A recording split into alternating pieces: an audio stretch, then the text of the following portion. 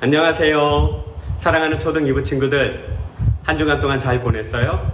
거룩하고 복된 주일 맞이해서 오늘 또 함께 하나님의 말씀 참고하고 묵상하고 각오하고 결단하는 그런 시간 가지려고 해요. 마음을 바로하고 자세를 바로하고 목사님과 함께 성경 말씀 볼게요. 오늘의 성경 말씀 본문은 마태복음 7장 1절로 3절이에요. 목사님 읽어볼게요. 비판을 받지 아니하려거든 비판하지 말라. 너희가 비판하는 그 비판으로 너희가 비판을 받을 것이요 너희가 헤아리는 그 헤아림으로 너희가 헤아림을 받을 것이니라. 어찌하여 형제의 눈 속에 있는 티는 보고 내 눈 속에 있는 들보는 깨닫지 못하느냐. 아멘. 어떤 두 사람이 있었어요. 한 사람이 한 사람에게 얘기를 해요. 야, 너 눈에 티끌 있어. 바보. 눈에 티끌 들어가 있는 것도 몰랐어? 뭐 많이 이렇게 불편했을 텐데 따갑지 않아? 그 눈 속에 있는 티끌, 요만한 티끌 이거 빨리 빼. 눈상에 라고 말했는데 그 이야기를 들은 사람이 어머, 내 눈에 티끌 있어. 너 난 몰랐을까? 어떡하지? 하고 그 말을 해주는 사람을 쳐다봤더니 그 사람 눈 속에는 들보, 즉 집을 받치는 기둥처럼 되게 큰 무거운 것이 들어있는 거예요. 야, 내 눈에 티끌은 보이는데 왜 네 눈 속에 있는 기둥은 안 보이니? 너 큰일 났어. 근데 그 사람이 이렇게 생각하는 거야. 무슨 소리야? 네 눈 속에 티끌 있잖아. 그거 빼.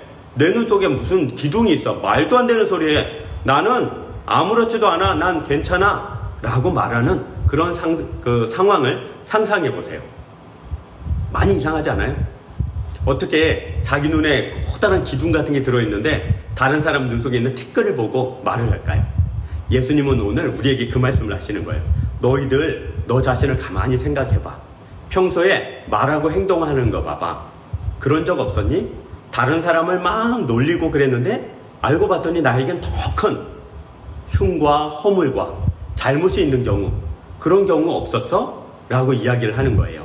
목사님도 그랬어요. 목사님도 초등학교 때 친구들하고 놀면 이렇게 말 장난하고 놀 때가 있잖아요. 그냥 수다 떠는 게 아니라 다른 사람 놀리고 막 그럴 때가 있잖아요. 다른 친구를 놀린 적이 있어요. 어떻게 놀렸냐면 종이에다가 써서 나는 바보예요.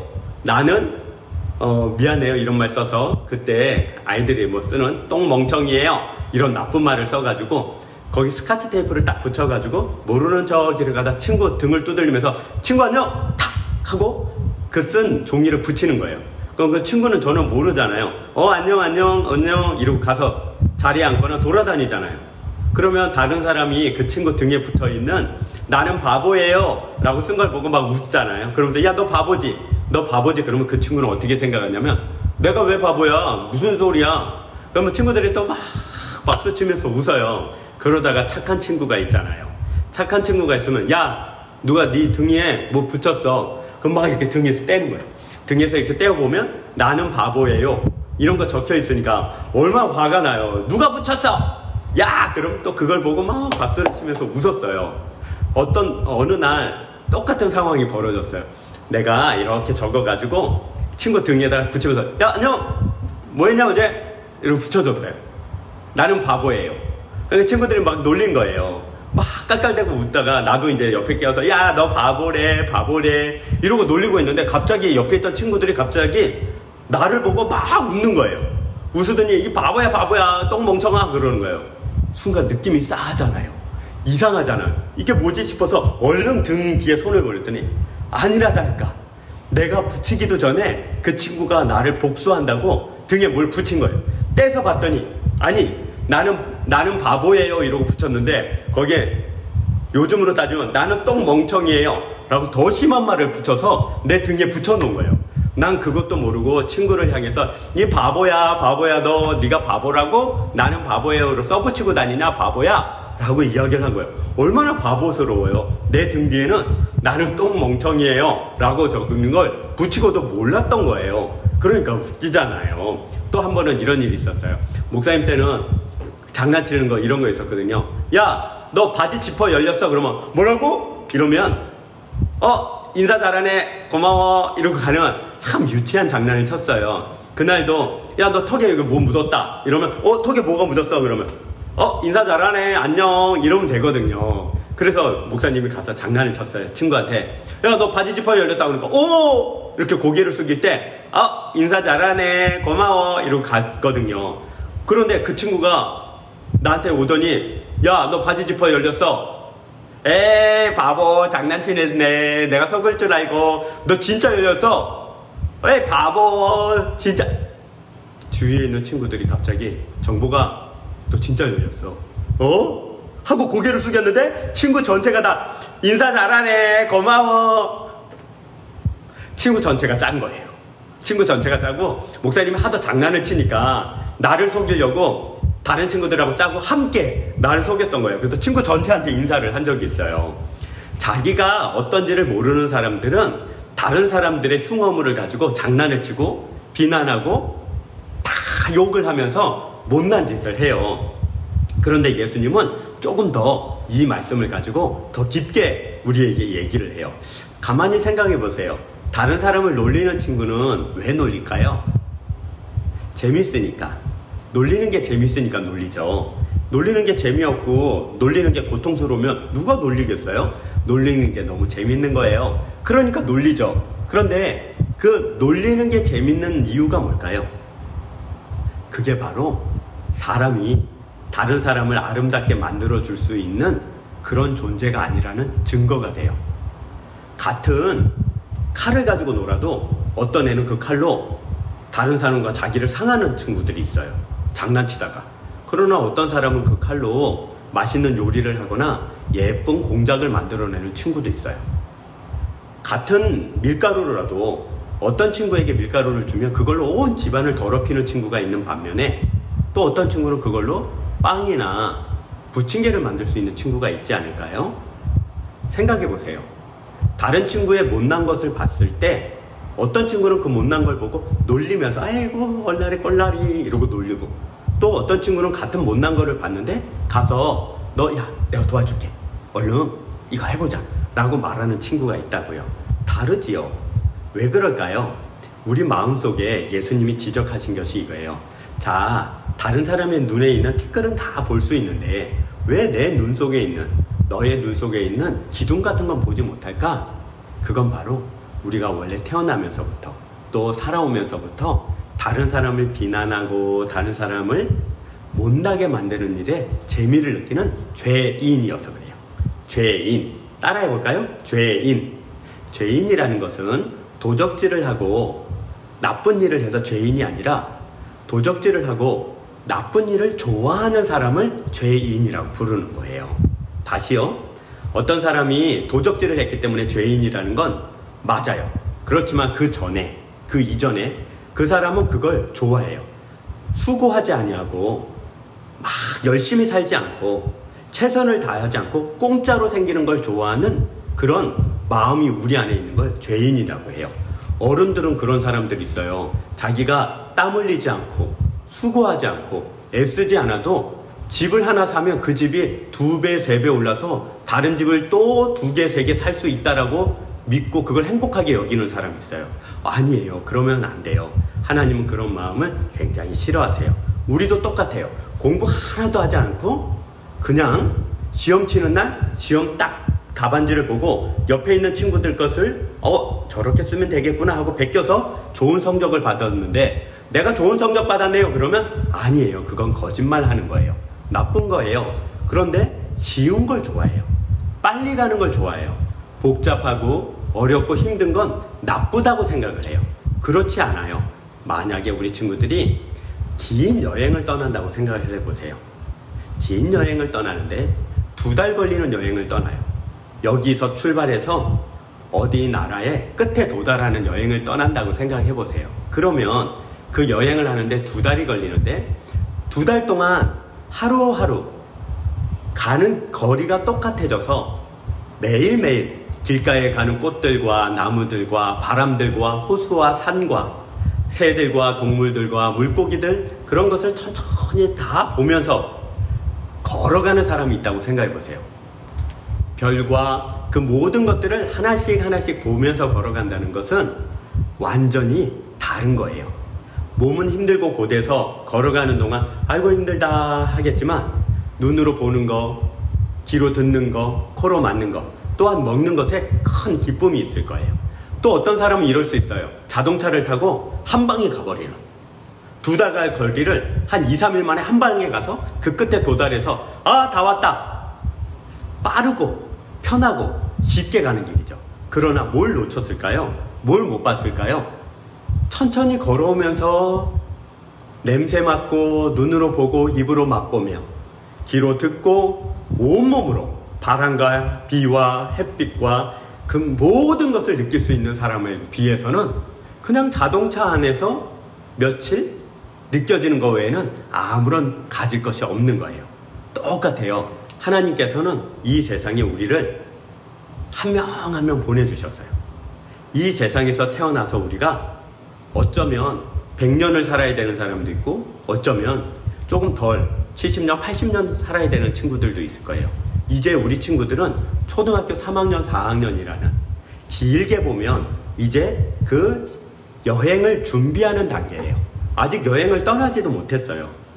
여행을 준비하면서도 힘들기는 해요. 가방 싸는 거 힘들잖아요. 먹을 거 준비하는 거 힘들잖아요. 어쩌면 먹는 거 입는 거 나중에 다 소모해서 가벼울 줄 모르지만 우리 친구들은 먹을 걸 가방에 또 입을 걸 가방에 쓸 때 있는 내 생각에 필요한 것들을 다 가방에 집어넣는다고 짐이 무거울 거예요. 벌써 많이 무겁고 앞으로는 더 무겁게 될 거예요. 그 짐이 준비되면 그 짐을 메고 배낭을 메고 여행을 떠나듯이 나가야 될 때가 곧 찾아와요. 그러나 생각해 보세요. 하나님은 우리가 죄인이라고 말씀하셔요. 가방을 메고 가는 걸 싫어해요. 던져버리고 싶고요. 길에 걸어가는 걸 싫어해요. 힘드니까. 그리고 바람이 불면 바람 불어서 짜증이 나고 햇빛이 나면 햇빛이 나서 짜증나고 비가 오면 비가 나서 짜증나고 그럴 수 있어요. 왜요? 우리 안에는 불평과 불만을 사랑하는 마음, 즉 죄인이어서 그런 마음이 있다고요.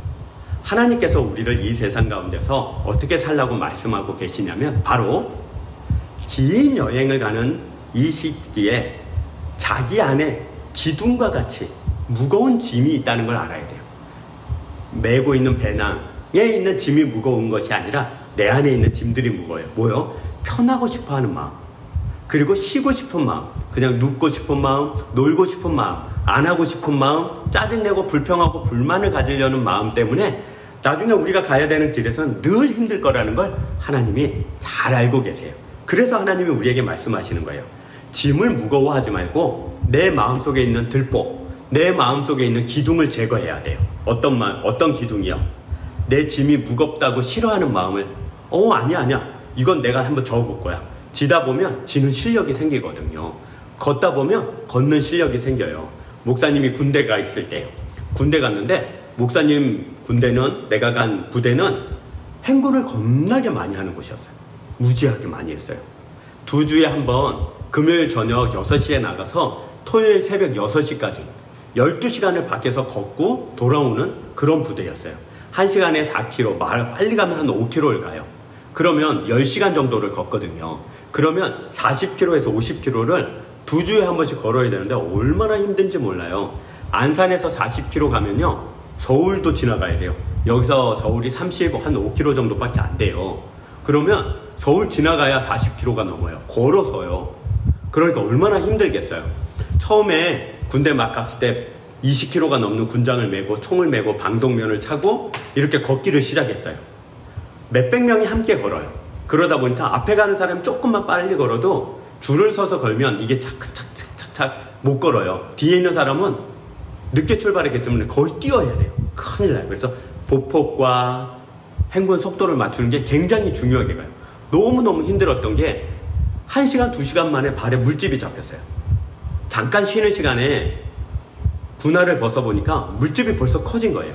그랬더니 옆에 있는 고참이 힘들지? 이리 와봐. 그러더니 어느새 준비한 바늘을 꺼냈어요. 바늘을 꺼냈는데 뒤에 무명실이 길게 달려있는 거예요. 그러더니 생마늘을 꺼내요. 생마늘을 꺼내더니 바늘로 생마늘을 통과시키니까 뒤에 있는 무명실에 마늘즙이 천천히 젖어드는 거예요. 길게 젖어들더니 갑자기 내 물집 잡힌 그 껍데기 껍질 그 부분에 바늘을 푹 찌르는 거예요. 그러면 막 물집 잡혔으니까 터져 나오거든요. 하얀 아주 투명한 액체가 터져 나와요. 그리고 나면 그 부풀어 올랐던 풍선 같은 게 폭 가라앉으면서 줄어들거든요. 그러면 생살이에요. 그런데 그 부분을 무명실이 통과할 수 있도록 꼭 누르고 바늘을 쭉 당기면 마늘즙이 그 물집 잡힌데 스며들게 돼요. 아파요. 너무 아파. 이러면 소리 지르지 마. 그럼 또 군대니까 네 알겠습니다. 이러고 가만히 있어야 돼요. 그렇게 몇 개 하고 나면 얼마나 고통스러운지 몰라요. 그런데 정말 신기하게도 일어나서 처음 한 5분은 고통스럽지만 조금 있으면 무감각해져서 또 걸을만 해져요. 첫 번째 행군, 두 번째 행군, 세 번째 행군, 행군이 많아질수록 여유가 생겨요. 이제 얼마쯤 가면 쉬고 얼마쯤 가면 뭘 하고 또 밥도 먹고 한숨 잘 수도 있다는 걸 알아서 4시간 걷고 또 1시간 쉬면서 밥도 먹고 또 2시간 걷고 또 1시간 쉬고 또 2시간 걷고 그러면 이제 부대에 들어온다는 걸 알기 때문에 여유가 생겨서 하나씩 생각이 바뀌었어요. 전에는 앞만 보고 힘들어 죽겠다 어떻게 가 이랬다가 어느 날 고개를 들었더니 밤하늘의 별이 정말 은하수가 펼쳐져 있고 쏟아져 내리는 별빛이 보고 와 그동안 내가 이걸 못 봤단 말이야. 바다 곁을 지나가는데 그 밤바다에 파도가 치는 소리를 내가 그동안 이걸 듣지 못했단 말이야. 내가 그동안 이 밤에 보는 풍경을 못 봤네. 밤에 철새 날아가는 거 봤어요? 푸른색 아주 까만 밤하늘이지만 달이 뜨거나 별이 많이 뜨면 푸른색으로 보여요. 거기에 철새들이 갑자기 확 날아가는 걸 보면 장관이에요.